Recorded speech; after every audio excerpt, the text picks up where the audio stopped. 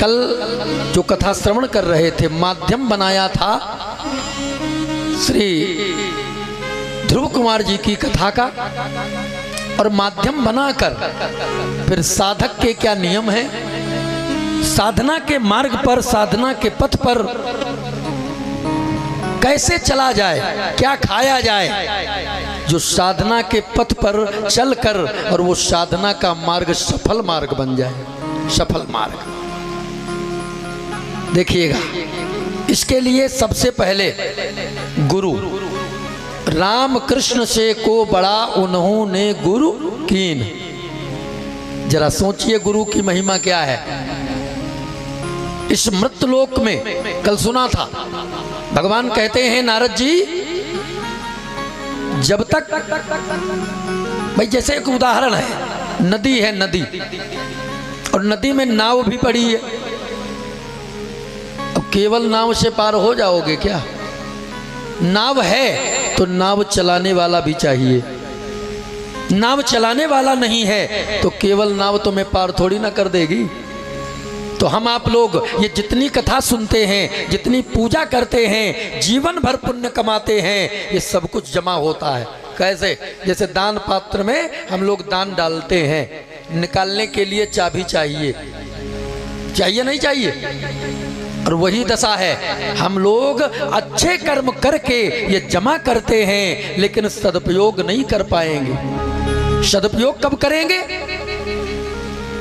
का जब चाबी रूपी वो सदगुरु जीवन में प्राप्त होगा। बिना गुरु के आहा हमारे किए हुए अच्छे कार्य भी, जिनका परिणाम अच्छा, भैया जैसे शास्त्रों में तो यहाँ तक वर्णन है, अगर बिना गुरु किए हम दान करते हैं तो उसका भी हमें पूर्ण फल प्राप्त नहीं होता। हम कोई भी पुण्य के अच्छे कार्य करें, लेकिन अगर गुरु कर लिया है, उसके बाद किया है, तब तो फिर कहने क्या है। अच्छा, एक और लाभ है, गुरु नहीं किया है, कोई गलत काम हो गया तो 100 के 100% आपको भोगना पड़ेगा। और गुरु कर लिया तो पहली बात तो पाप होगा ही नहीं, और अगर कहीं मान लिया पाप हो भी गया तो 60% गुरु जी और 40% चेला। इससे बढ़िया लाभ क्या हो सकता है? मतलब दूने से भी ज्यादा गुरु जी झेलें। इसलिए होशियार गुरु जी जल्दी चेला नहीं बनाते। वो बहुत कम ऐसे लोग हैं जो गांव गांव चेला ढूंढ रहे हैं, माइकों से बोलते हैं। क्या बोलते? आखिरी दिन दीक्षा कार्यक्रम होगा, सब लोग आकर दीक्षा ले लेना। बहुत लोग ऐसे, लेकिन अच्छे साधक आज भी चेलाओं के चक्कर में नहीं पड़ते। अरे वहां तक पहुंच भी तो होनी चाहिए। हम इतना ही नहीं कमा पाते हैं, हम अपने भर को नहीं कमा पाते हैं, तो दूसरे को भला चेला क्या बनाएंगे? तो जो लाभ हमेशा चेला बनने में है, वो लाभ कहीं मिल ही नहीं सकता है। हाँ, इसलिए प्रातः काल उठी गए रघुनाथा, प्रातः काल उठी गए रघुनाथ, प्रातः काल उठ गए रघुनाथ, प्रातः काल उठ गए रघुनाथ, प्रातः काल उठ गए रघुनाथ, प्रातः काल उठ गए रघुनाथ, प्रातः काल उठ गए रघुनाथ। माता पिता गुरु ना वही माथा, माता पिता गुरु ना वही माथा, प्रातः काल उठ गए रघुनाथा, प्रातः काल उठ गए रघुनाथा, प्रातः काल उठ गए रघुनाथा, प्रातः काल उठ गए रघुनाथा। प्रातः काल उठ गए रघुनाथा। क्या करते हैं? मात पिता गुरु ना वही माथा। और ये बालक करेगा कब? जब बालक गुरु के पास पढ़ेगा तब। देखो, गुरु और मास्टर में भी अंतर है। अब कहोगे इसमें क्या अंतर है? तो सुनिएगा बड़े ध्यान से। मास्टर साहब कौन है? सरकार ने जो शिक्षा नियुक्त कर दिया, वही शिक्षा जो पढ़ाएं वो है मास्टर। सरकार ने नियुक्त कर दिया गा माने गधा, तो मास्टर साहब को गधा ही पढ़ाना पड़ेगा। बोलो पढ़ाएंगे नहीं? गधे से नहीं पढ़ा सकते, फिर तो गधा ही पढ़ाना पड़ेगा। गा मीन्स गधा। तो लौकिक किताबों को पढ़ाकर जो लौकिक संसार में कामयाब बना दे, आय हाय, शिक्षा प्राप्त करवा दे, वो है मास्टर साहब। गुरुजनों में उनका भी नाम आता है, ऐसा नहीं है, मैं तो बारीकी बता रहा हूं। लेकिन जो गामिंश गणेश पढ़ाकर और जीवन को अध्यात्म से जोड़ दे, जीवन में लबालब अध्यात्म भर दे, वो है जीवन का सच्चा गुरु। एक बार जोर से बोले जय सिया राम। जय सिया राम। जोर से बोले जय सिया राम। और तेज जय सिया राम। यही तो जीवन का आनंद है। इसलिए माता पिता गुरु ना वही माता, और गुरु जी ने जो नाम दे दिया है उस नाम पर विश्वास करके बस लग जाओ, उसमें शंका न करो, उसमें ये भी चाह ना करो कि भगवान का स्वरूप नहीं दिख रहा है, क्या करूं क्या ना करूं। नहीं, बिल्कुल नहीं। इसलिए कहते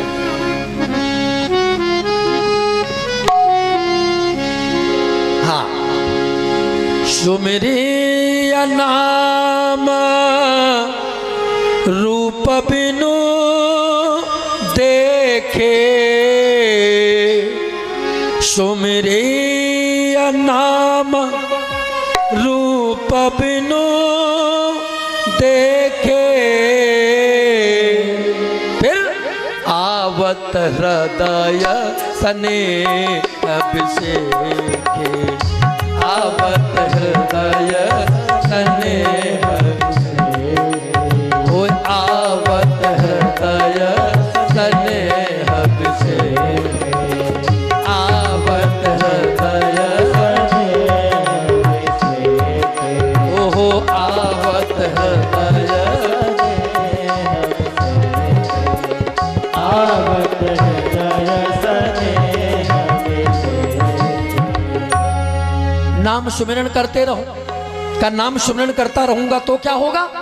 का नाम सुमिरन करते रहोगे तो एक ना एक दिन आवत हृदय स्नेह अभिषेके, एक ना एक दिन हृदय में वो रूप अपने आप प्रकट हो जाएगा, और रूप प्रकट हो गया तो लीला भी प्रकट हो जाएगी, और धाम भी बोलो प्रकट हो जाएगा। नाम रूप लीला धाम, लेकिन वो तीनों कब? जब पहले नाम आएगा जीवन में तब।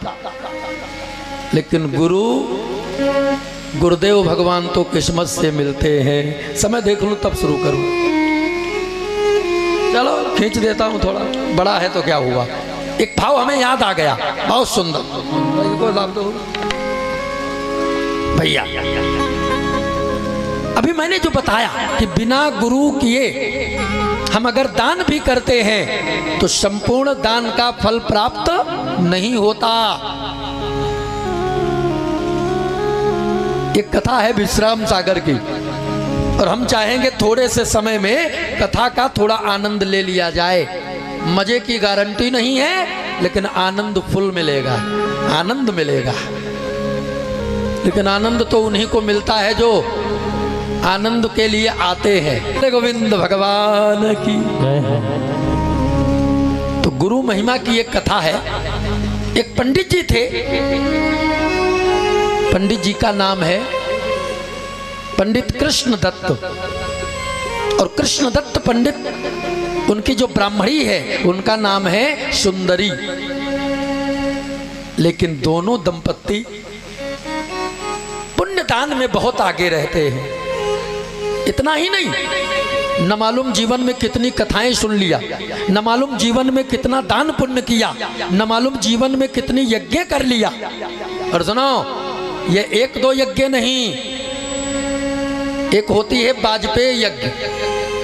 जैसे अश्वमेध यज्ञ होती है, वैसे एक वाजपेयी यज्ञ होती है। तो एक बाज पे यज्ञ नहीं, न मालूम कितनी कर लिया। सब कुछ अपनी समझ में कुछ उठा नहीं रखा, जो समझ में आया वो अच्छा कर्म किया। किया नहीं तो केवल एक ही काम नहीं किया जो गुरु नहीं किया। सब कुछ किया, गुरु नहीं किया। अब बड़े गौर से सुनना। और भैया एक दिन की बात, पंडित जी कहीं बाहर चले गए, और पंडित जी जब बाहर चले गए तो ब्राह्मणी जो सुंदरी है वो घर पर थी। एक दिन उनके गांव में एक बार नारद जी का आगमन हो गया, और नारद जी का आगमन हुआ।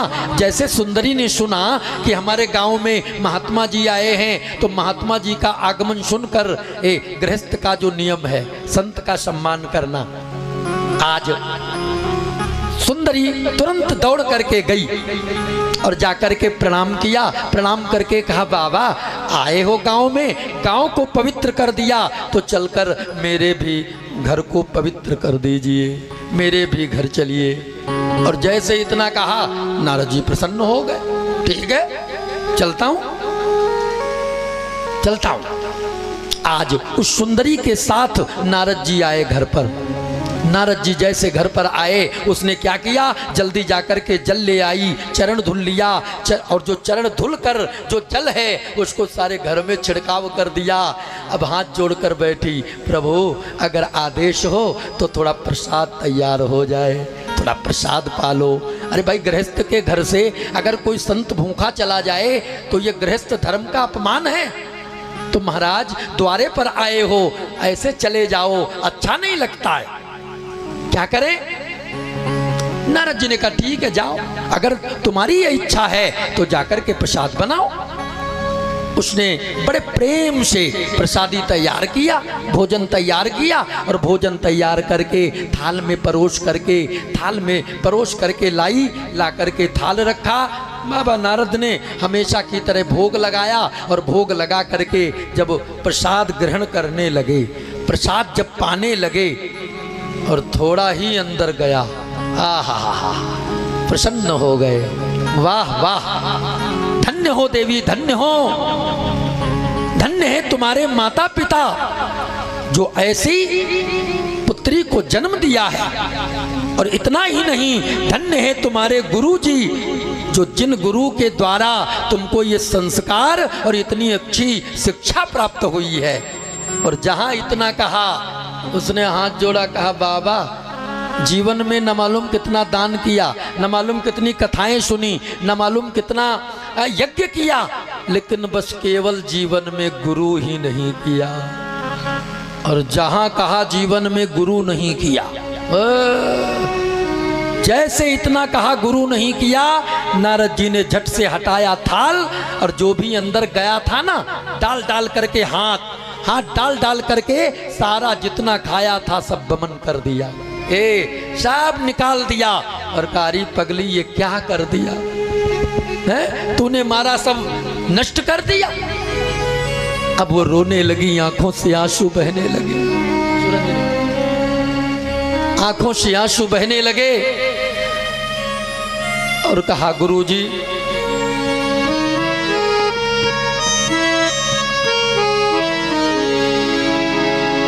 बोले गोविंद भगवान की। आज आंखों से आंसू बह रहे हैं, और कहा, गुरुजी ऐसी क्या गलती हो गई, आपने अभी इतने चाव से भोजन किया और तुरंत उसको बाहर बमन कर दिया, कारण कोई गलती हो गई? तब नारद जी ने कहा, देवी तूने काम तो बहुत गलत किया है, एक बात बताऊं, बड़े ध्यान से सुन लो।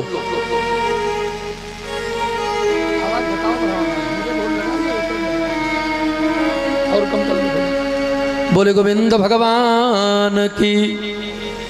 आज बस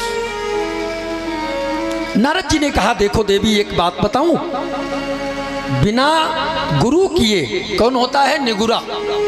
और निगुरा अगर गुरुमुखी को भोजन करवाता है, याद रखना, बड़े ध्यान से सुनिए सब लोग, निगुरा अगर किसी गुरुमुखी को भोजन करवाता है, आजकल लोगों को बहाना चाहिए, अगर कोई गुरुमुखी कहने लगे अरे भैया ऐसा वैसा नहीं खाते हैं, तो मालूम क्या कहेंगे, बड़े पंडित बन के आए। लेकिन सुनिए, वास्तविक अगर कोई निगुरा गुरुमुखी को भोजन कराता है तो उसका दोष केवल करने वाले को नहीं अपितु भोजन करवाने वाले को भी दोष लगता है। इसलिए देवी तुमने बताया नहीं, और तुम्हारे संस्कार तुम्हारी भक्ति देखकर मुझे भी पता नहीं था कि तुम निगुरा हो, हमें क्या मालूम है। लेकिन ठीक है, देवी बहुत गलत किया। तब उसने कहा गुरुजी, हमने तो जीवन में बहुत यज्ञ किए हैं, हमने तो बहुत कथाएं सुनी हैं, हमने तो जीवन में न मालूम कितना दान पुण्य किया है। नारद जी ने कहा जितना किया है देवी सारा सब बेकार हो गया। तुमने जितना दान किया, जितनी कथाएं सुनी और तुमने जितनी यज्ञ किया, सब व्यर्थ हो गया। अरे पहले गुरु कर लिया होता, तब अगर ये सब करते तो तुम्हारे जीवन में ये सब सार्थक हो जाता। तब वो और रोने लगी और शर्मिंदा हो गई और कहा गुरुजी, अभी तक जो समय बीत गया, लेकिन अब आगे का समय अगर बिना गुरु किए बीत जाए, अब ऐसा तो ठीक नहीं है। इसलिए प्रभु कृपा करो और मुझे अभी दीक्षा दे दो, मुझे अभी दीक्षा दे दो। नारद जी ने कहा अभी कैसे दे दो, तुम्हारे पंडित जी घर पे नहीं है और तुमने दीक्षा ले लिया, बाद में वो आए गुस्सा दिखाएं, अच्छा लगेगा। कहा नहीं, उनको मैं संभाल लूंगी, लेकिन तुम मुझे अभी दीक्षा दे दो प्रभु, अब ऐसे न जाओ। नारद जी को दया आ गई, और दया आई, नारद जी ने क्या किया, उस सुंदरी नामक ब्राह्मणी को नारद जी ने दीक्षा प्रदान कर दिया, तिलक दे दिया। तिलक की बात मैंने बताया था शायद परसों। जीवन में कितना महत्वपूर्ण है तिलक। कभी कभी लोग कहने लगते हैं महाराज अगर छोटा तिलक लग जाए नहीं बनेगा, ये पूरा लगाने से क्या फायदा।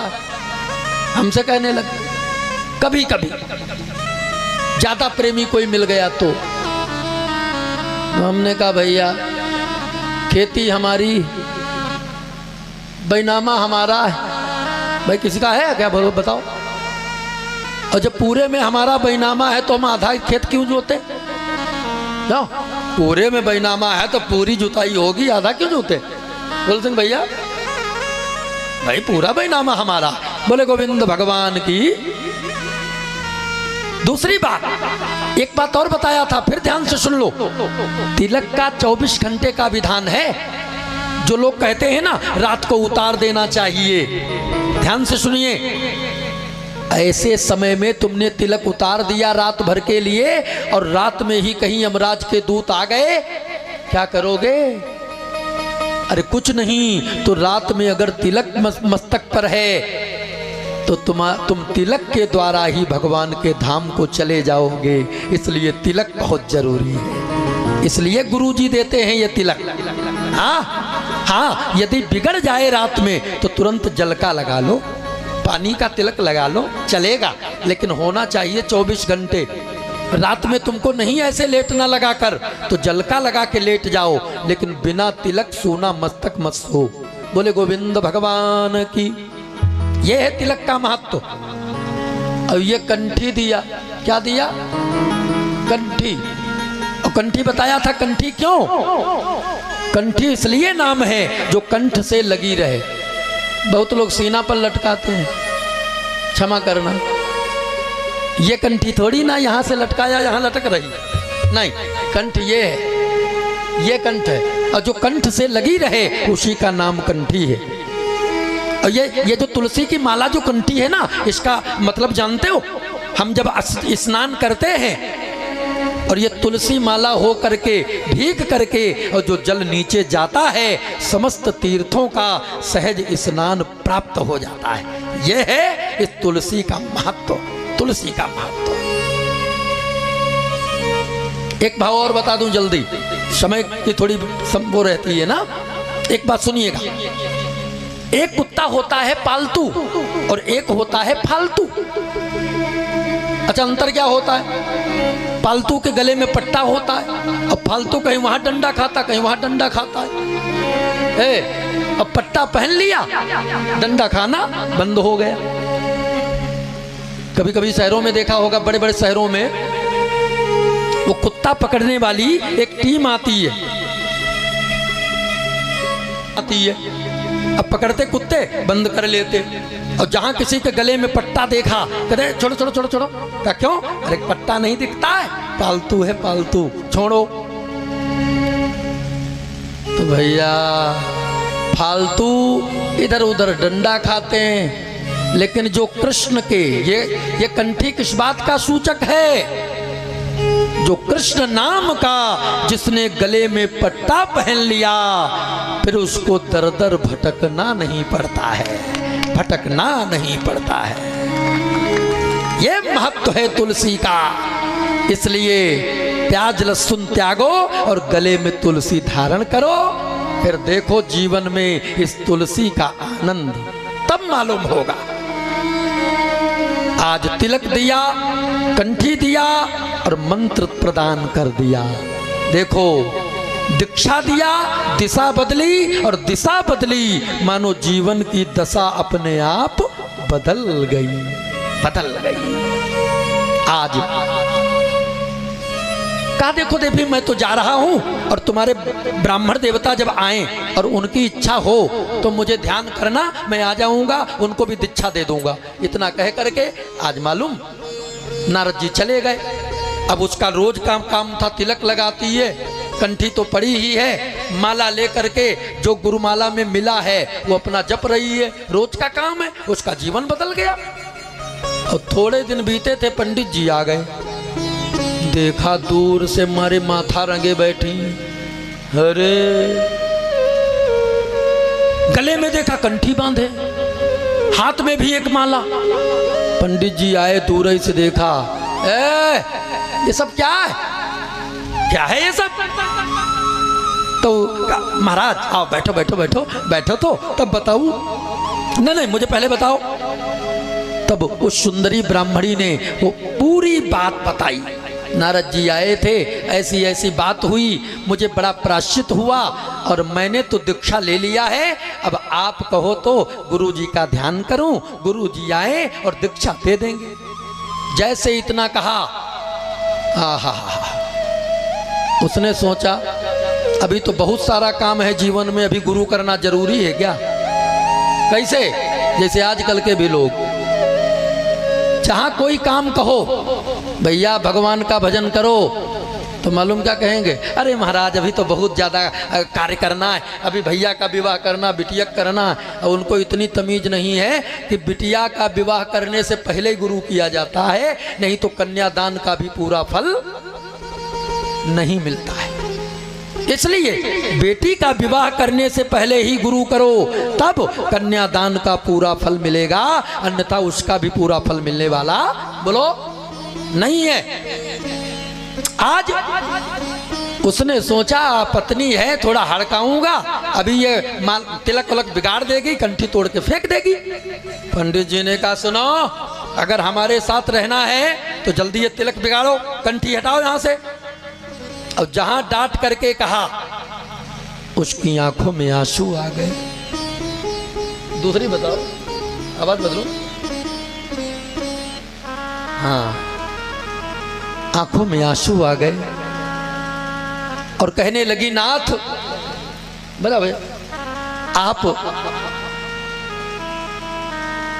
जब तक ये शरीर में श्वास है, याद रखना, तब तक ये भगवान का नाम छूटने वाला नहीं है। आप ज्यादा से ज्यादा मार दोगे, आप ज्यादा से ज्यादा आग में जला दोगे, इससे ज्यादा क्या करोगे भाई? आप पति हैं, इससे ज्यादा क्या कर सकते हो?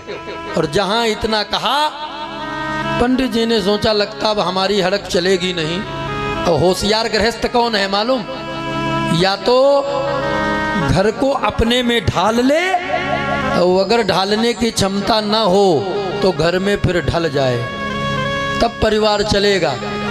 वो अपनी तरफ खींचेंगी, वो अपनी तरफ खींचेंगे, तब तो हो गया, फिर घर चल गया, घर नहीं चलने वाला। पंडित जी ने सोचा घर बिगड़ जाएगा, फायदा क्या है, लेकिन रहना स्वीकार तो किया, लेकिन एक समस्या हो गई जीवन में। क्या? पहले पंडित जी जिस थाल में भोजन करते थे उठ जाते थे और उसी में वो सुंदरी ब्राह्मणी तो पंडिताइन भी भोजन करती थी, लेकिन आज वो गुरमुखी हैं और ये निगुरा हैं, तो मालूम क्या कहती हैं? दूर से परोसती हैं, दूर दूर दूर दूर दूर। क्यों? तुम निगुरा हो, पास में मत आना। ये हालत जब देखा तो पंडित जी को बड़ा दुख हुआ। आज हमारी पत्नी ही हमसे दूर है, हमारा छुआ नहीं खाती है। तब एक दिन कह ही दिया, एक बात बताओ, वो समय आखिर कैसे, जैसे हम लोग पहले रहते थे, क्या ऐसा करूं जो पहले के जैसे फिर रहने लगूं? क्या नहीं हो सकता? पत्नी ने कहा बिल्कुल हो सकता है। कहा कैसे? कहा गुरु कर लो, मैं ध्यान करूंगा, गुरु जी आएंगे दीक्षा दे देंगे, पहले जैसे रहने लगोगे सब लोग। आहा, पंडित जी ने सोचा जब गुरु ही करने से घर बन रहा है तो फिर कर लेना चाहिए, घर तो बनेगा। है? तुरंत ठीक है, बुलाओ बुलाओ। वो बड़ी प्रसन्न हो गई और गुरु जी का ध्यान किया, नारद जी प्रकट हो गए। बताओ गुरु जी, आज हमारे स्वामी जी, हमारे पति जी, वो भी दीक्षा लेना चाहते हैं, इन पर भी कृपा कर दो, इनको भी दीक्षा दे दो। नारद जी ने कहा बिल्कुल, बहुत अच्छी बात। एक बात कहूं, ये गुरु लोग परीक्षा भी लेते हैं। हाँ, अब इसलिए कहा तुमको अगर दीक्षा लेना है तो गांव के बाहर जो नदी है, जाओ नदी में स्नान करके वापस आओ, तब मैं तुमको दीक्षा दूंगा। अब पंडित जी चल दिए स्नान करने। नदी थोड़ी दूर रह गई थी और तब तक एक इनको दूसरा ब्राह्मण मिल गया। समय कौन था? पितृपक्ष का। पितृपक्ष कौन? श्राद्ध वाले दिन, गरुए दिन, वो कुंवार के पहले वाले 15 दिन, कुंवार का 15 दिन वो भैया पितृपक्ष का समय था। उस ब्राह्मण ने पूछा कहाँ जा रहे हो? इन्होंने कहा गुरु करने जा रहे हैं, घर में गुरु जी बैठे हैं, आज दीक्षा ले लूंगा। उसने कहा पागल हो गए हो क्या? है? अरे तुमको गुरु ही करना है तो अगला महीना आएगा कार्तिक, कार्तिक में बढ़िया एकादशी को बढ़िया गुरु कर लेना। और तुम बताओ पितृपक्ष में गुरु करोगे? अरे कैसे पंडित हो तुम? है? दूसरे को शिक्षा देते हो, खुद गड़बड़ कर रहे हो। आ गए उसके पढ़ाने में। लो, गए थे स्नान करने, बस यही गलती हो गई। क्यों? असली साहित्य वही साहित्य है जो साहित्य गुरु जी के मुंह से निकल जाए, वही साहित्य है। और इन्होंने, नारद जी ने जब कह दिया स्नान करके आओ, तो इनका नियम धर्म यही था, ये बिना किसी से पूछे स्नान करके आना था। लेकिन ये वापस आए, वाह भाई खूब गुरु जी, गरुए दिन बताओ हमको स्नान करने भेज दिया है? अरे गुरुजी, जब आप ही को नहीं मालूम तो हमको दीक्षा क्या दोगे? चलो फिर भी कोई बात नहीं। पत्नी कहती है मैं दीक्षा ले लूंगा, लेकिन अभी नहीं लूंगा। फिर अगले आने वाले महीना कार्तिक की एकादशी को मैं दीक्षा ले लूंगा। नारद जी समझ गए अब इनकी किस्मत में नहीं है गुरु। ठीक है बेटा, फिर कार्तिक का इंतजार करो, मैं तो चला। इतना कहकर नारद जी चले गए। और नारद जी जब चले गए, अब ये इंतजार करने लगे, कार्तिक आए, कार्तिक आए, कार्तिक आए। और सुनो क्या आश्चर्य, कार्तिक आया ही नहीं, अब बीचई में दोनों दंपत्ति गोविंदाय नमो नमः, कार्तिक मिला ही नहीं, गए। जब प्राणांत हो गया, अब फलस्वरूप थोड़ा बढ़ा देते हैं आगे। फलस्वरूप हुआ क्या? ब्राह्मणी ने गुरु किया था तो ये तो जाकर के राजा के यहाँ राजकुमारी बन गई। अब ब्राह्मण ने गुरु नहीं किया था तो गया उसी राजा के यहाँ, लेकिन ये राजा के हाथी बन गए। क्या बन गए? राजा के हाथी। लेकिन इतना दान पुण्य किया था पिछले जीवन में, इतनी यज्ञ किया था, तो याद दोनों लोगों को है, दोनों को याद है कि मैंने गुरु नहीं किया, हाथी बन गया। वो भी बेचारी क्या अब करें, राजकुमारी बन गई। धीरे धीरे राजकुमारी जी बड़ी भई। हाथी भी राजा का चहेता हाथी था, बड़ा पसंद करते थे राजा। भैया आज राजकुमारी जी जब बड़ी होने लगी तो राजाओं के यहाँ स्वयंवर होता है। आज स्वयंवर के लिए तैयारियां प्रारंभ हो गईं। राजा के आदेश पर हाथी को पता चला, अरे जो पूर्व जन्म में मेरी पत्नी थी, भले आज वो राजकुमारी है लेकिन हमें याद तो है, और मेरी आंखों के सामने अगर मेरी पत्नी को कोई और ले गया तो मेरे जीवन को धिक्कार है। किसी और के साथ जाए उससे अच्छा, उससे पहले मैं प्राणांत कर लूंगा, मैं मर जाऊं वो अच्छा है, लेकिन अपनी पत्नी को दूसरे के साथ जाते हुए देखूं ये मैं कभी देख नहीं सकता। और इतना कहकर हाथी ने न कुछ खाने पीने का संकल्प कर लिया, अब तो मरना है केवल बस। हाथी ने खाना पानी बंद कर दिया, और जब बंद कर दिया तो राजा को बड़ा कष्ट हुआ। क्यों? राजा का बड़ा चहेता हाथी था। राजा ने ऐलान कर दिया, दुनिया के बड़े बड़े नाउत वैद्य लोग, राजा कहते हैं जो भी मेरे हाथी को ठीक करेगा वो जो इनाम चाहेगा, मुंह मांगा इनाम मुझे प्राप्त होगा, मन चाहा इनाम मिलेगा। अब बड़े बड़े नाउत वैद्य आने लगे, लेकिन भैया दवा तो मर्ज के लिए होती है।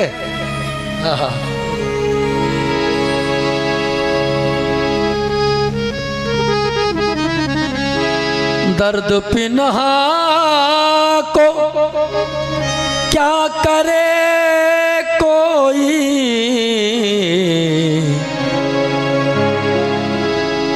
मर्ज हो तो, मर्ज हो तो, मर्ज हो तो दवा करे कोई, मर्ज हो तो दवा करे कोई, मर्ज हो तो दवा करे कोई।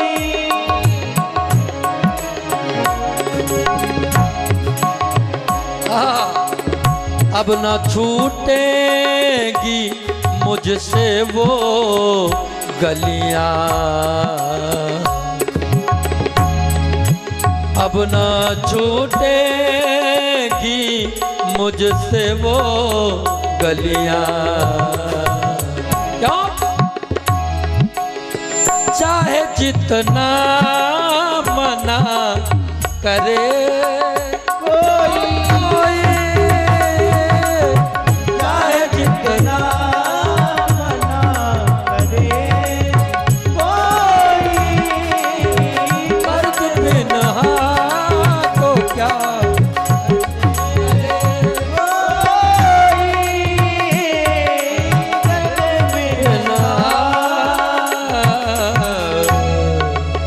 तो दवा तो मर्ज के लिए होती है, और किसी की मौत हो बताओ दवा काम करेगी क्या? आज हाथी जब नहीं ठीक हुआ तो एक दिन राजकुमारी ने कह दिया, पिताजी अगर तुम्हारी आज्ञा हो तो एक बार जाकर उस हाथी को मैं भी देख लूं। राजा ने कहा, बेटी इतना चहेता मेरा हाथी बेचारा मर जाएगा, दुनिया के बड़े बड़े नाउत वैद्य हार गए, अब भला तुम क्या उसके, चलो कोई बात नहीं, यदि तुम्हारी इच्छा है तो देख लो। शर्त किया, पिताजी देखूंगी लेकिन मेरे और हाथी के अलावा दूसरा कोई नहीं होगा। ठीक है, व्यवस्था करवा दिया। राजकुमारी जी गई, देखा हाथी पड़ा था। राजकुमारी जी बोले, कितना समझाया कि गुरु कर लो, कितना समझाया लेकिन तुम नहीं माने, पड़ गए ढोंगियों के चक्कर में, साइड देखने के चक्कर में। वही लगा, देख लिया गुरु न करने का क्या फल होता है। अरे भाई, जब जिंदगी के एक पल का भरोसा नहीं है तो जब हो पाए तब अच्छा काम कर लिया जाए, हैं? और नहीं तो जीवन में यही हालत हो गई तो पता लगा इसे पहुंच गए भैया।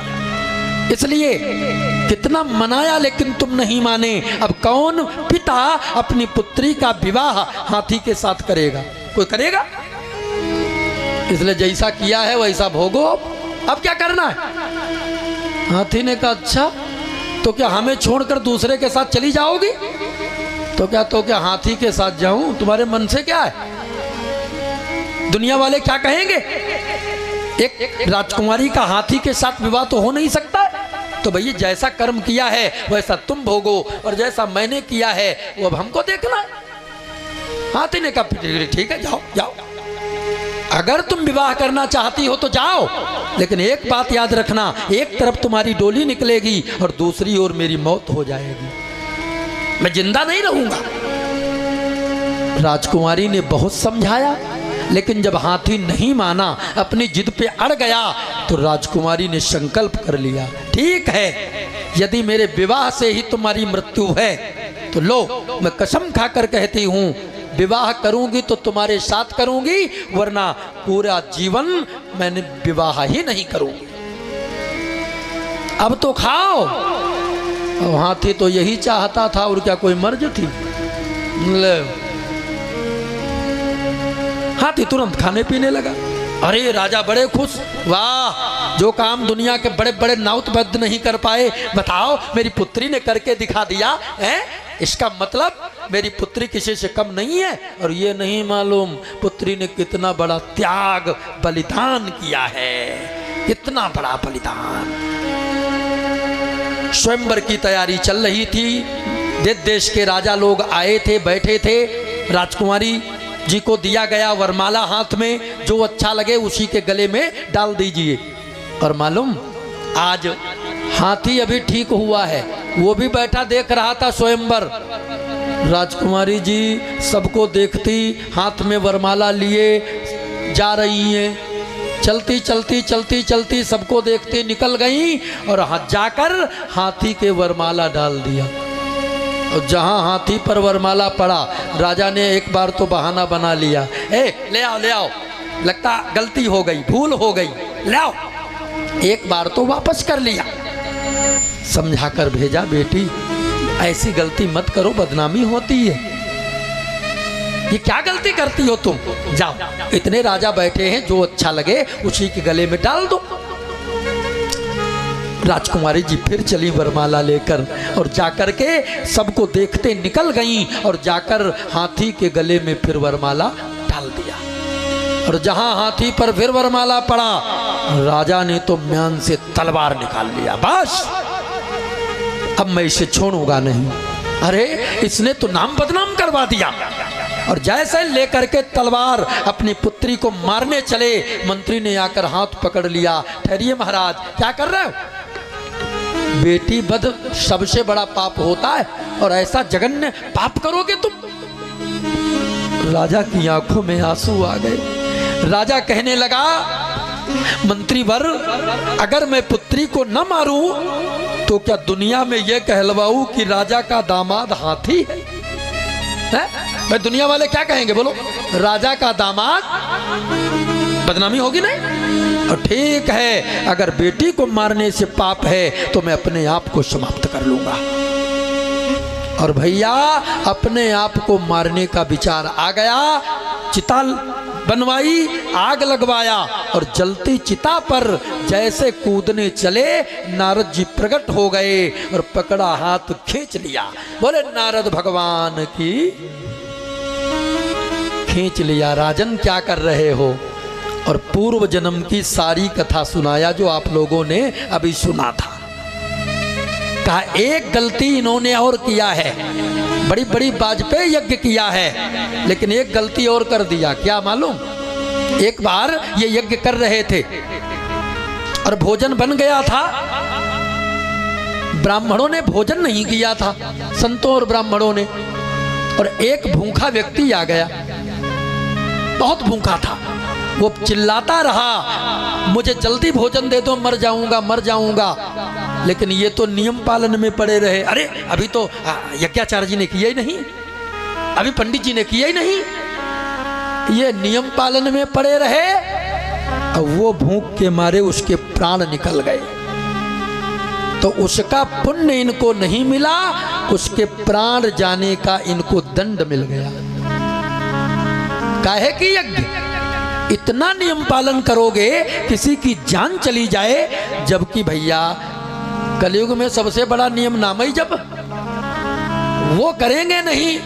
और कोई कमजोर असहाय भूखे की जान चली जाए लेकिन नहीं नियम ना छूटे, ये गलत है। उसमें नियम छूट जाए लेकिन भूखे को भोजन जरूर के कराना चाहिए, क्योंकि भगवान केवल पत्थर में नहीं, भगवान तो सब लोग हैं, सब लोग हैं। दांतों में भी भगवान है, रोटी में भी भगवान है।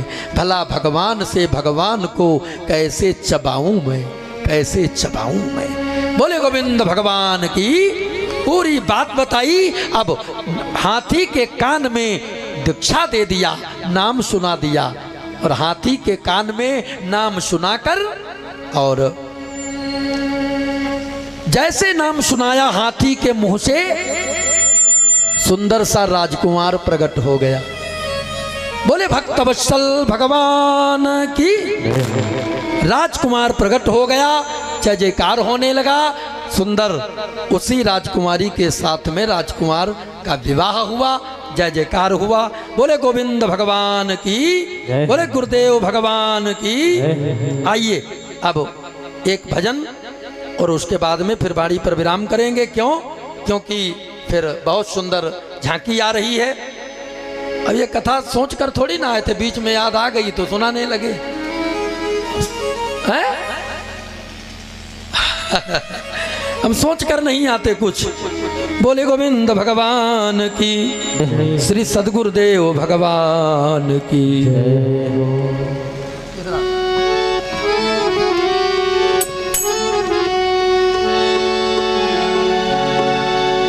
एक विधाता निर्दोष रहा,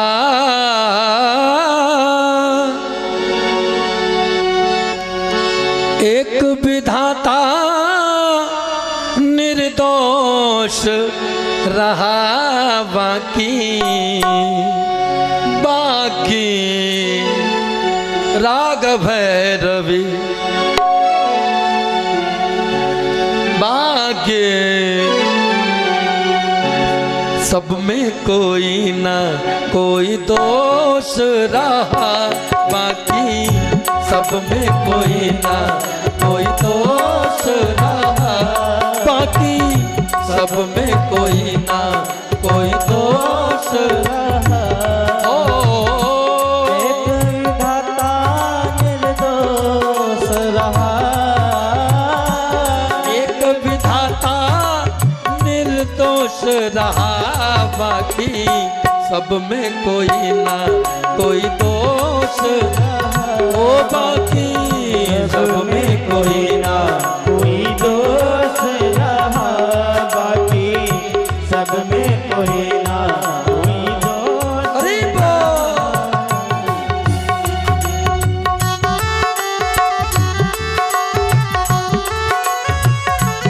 अरे मेरी ताली लगाते हुए गाई सब लोग। अरे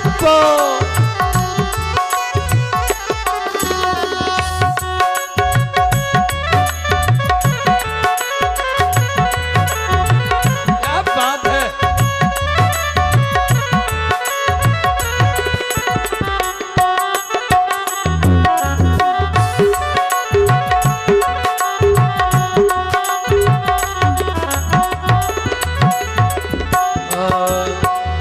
वेद शास्त्र का पंडित ज्ञानी रावण था पर था अभिमानी, रावण था पर था अभिमानी। शिव का भक्त भी सिया चुरा कर कर बैठा कैसी नादानी कर बैठा। कैसी नादानी। क्यों? राम से हरदम रोष रहा, राम से हरदम रोष रहा। बाकी सब में कोई ना कोई दोष रहा, बाकी सब में कोई ना कोई दोष रहा। एक विधाता निर्दोष रहा।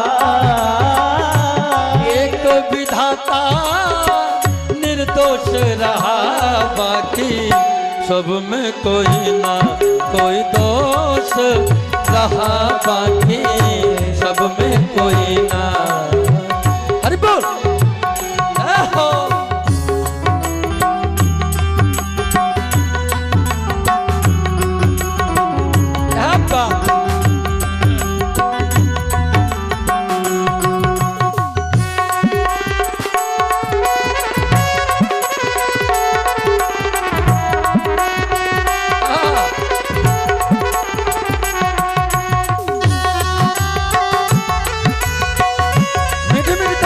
हुए गाएं हरि बोल।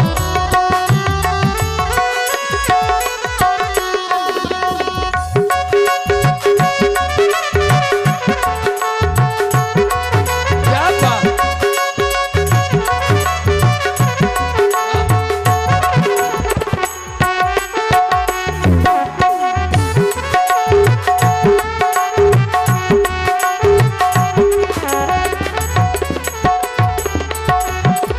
युधिष्ठिर धर्म पुत्र बलकारी, लेकिन इनमें ऐब जुए का भारी। इनमें ऐब जुए का भारी। भरी सभा में द्रौपदी की भी चीखें सुनकर धर्म पुजारी। चीखे सुनकर धर्म पुजारी। बेबस और लाचार रहा, बेबस और लाचार रहा। बाकी हो सब में कोई ना कोई दोष रहा, बाकी सब में कोई ना कोई दोष रहा। एक विधाता निर्दोष रहा। एक विधाता निर्दोष रहा, बाकी सब में कोई ना कोई दोष रहा, बाकी सब में कोई ना कोई दोष रहा, बाकी सब में कोई ना कोई दोष रहा, बाकी सब में कोई ना कोई दोष रहा, बाकी सब में कोई ना दोष रहा, बाकी सब में कोई। अब बहुत बहुत धन्यवाद।